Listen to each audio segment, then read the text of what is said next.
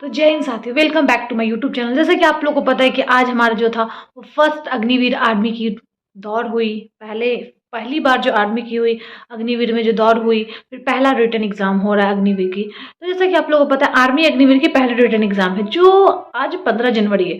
जो क्वेश्चन पूछे गए उनकी बहुत बच्चों, मैं वहाँ गई थी तो बहुत बच्चों ने मुझे क्वेश्चन बताया। क्वेश्चन के मुताबिक बहुत मुझे लगभग 20 से 30 क्वेश्चन, 20 से 25 क्वेश्चन होगा, वो कंफर्म नहीं, मैं देखूंगी तब।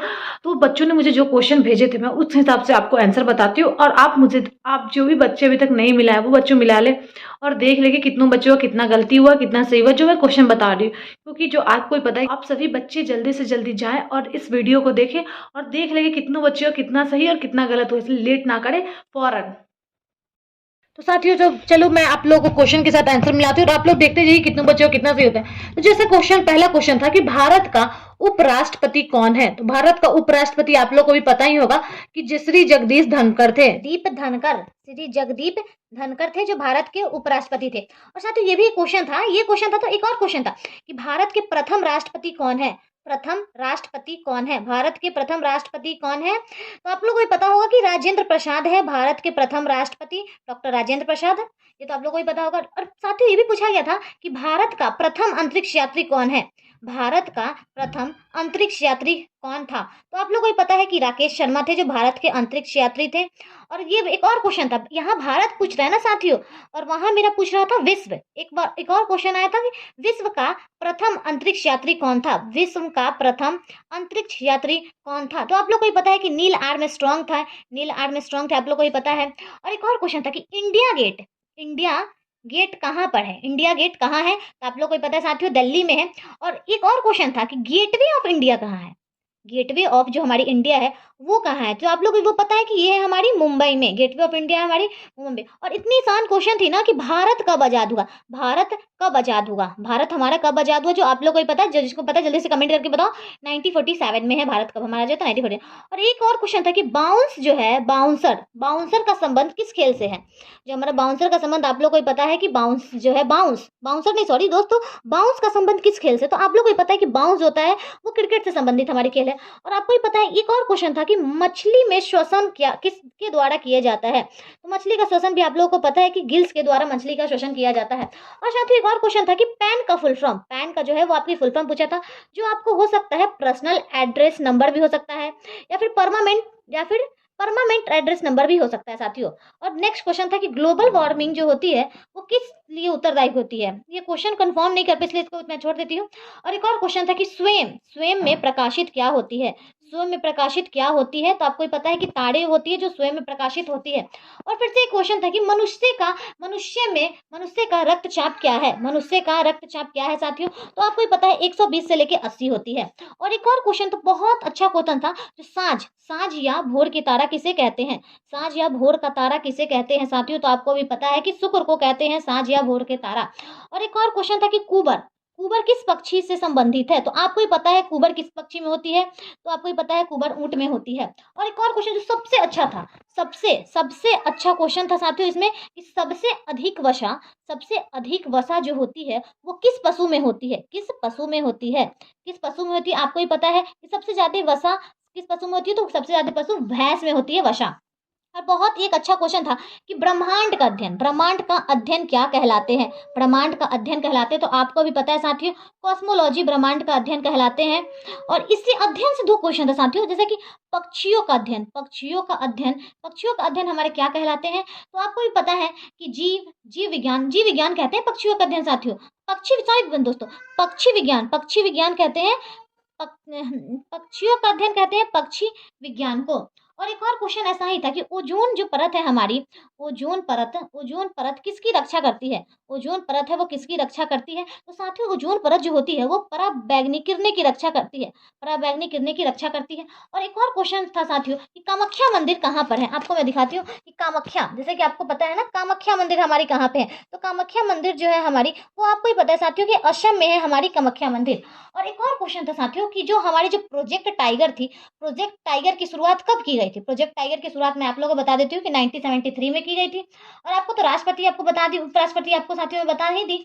और एक और ये बहुत ही अच्छा क्वेश्चन था कि पंचायत चुनाव, जो ग्राम पंचायत चुनाव होती है, उसकी आयु कितनी वर्ष है? तो आप उस पंचायत चुनाव के लिए लड़ सकती हो। तो 21 वर्ष आयु होनी चाहिए पंचायत चुनाव के लिए। और साथियों पूछा गया था कि पिरामिड का देश कौन सा है? तो पिरामिड का देश आपको ही पता है साथियों कि मिस्र था, यानी इंग्लिश में उसको इजिप्ट बोलते हैं।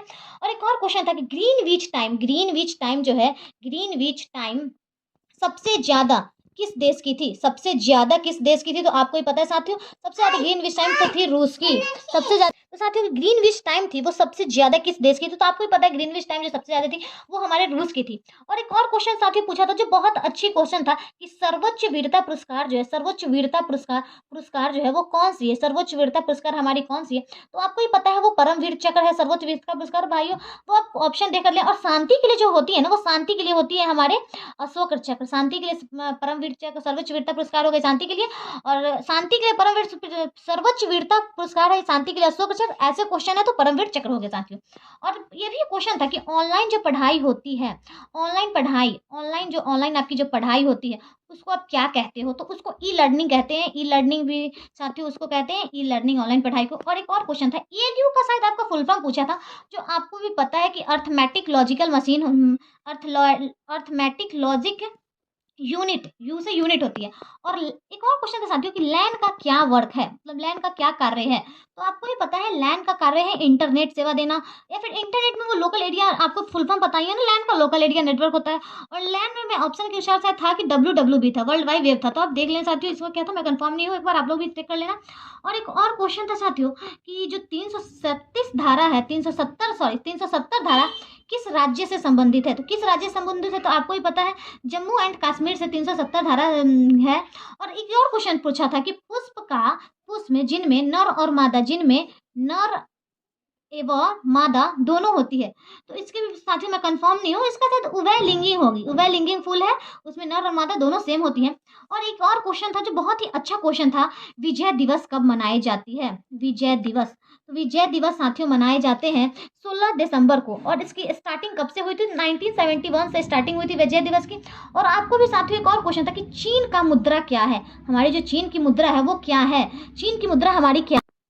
तो साथियों चीन की मुद्रा आपकी क्या है? तो रेनमिंबी है, रेनमिंबी आपकी चीन की मुद्रा है। साथियों क्वेश्चन एक और था कि आकाश का जो नीला रंग होता है, वो आकाश का जो रंग नीला होता है वो किस कारण होता है? तो आपको ही पता है कि प्रकाश के प्रकीर्णन के कारण हमारा आकाश का रंग नीला होता है। और साथियों ये आप देख लिए। और एक और दो क्वेश्चन था जो मैं आपको बता नहीं सकी हूँ। और हाँ, ये और पूछा गया था कि जो हमारे राष्ट्रपति हैं, राष्ट्रपति का जो चुनाव होता है वो किस पद्धति के आधार पर होता है? किस पद्धति के आधार पर होता है? तो राष्ट्रपति के जो हमारी चुनाव है वो होती है एकल सकल पद्धति के अनुसार। एकल सकल सक्रम राष्ट्रपति की चुनाव किस पद्धति के अनुसार होती है? तो एकल संक्रमण पद्धति के अनुसार हमारी राष्ट्रपति की चुनाव होती है साथियों। और तो साथियों जो आपकी लास्ट क्वेश्चन थी वो हमारी क्वेश्चन पूछी थी कि मॉडेम जो होती है ना, मॉडेम की तो एनालॉग टू डिजिटल में कन्वर्ट करना था। मॉडेम को एनालॉग टू डिजिटल में कन्वर्ट करना था, तो इसको बोलते हैं मेडुलेशन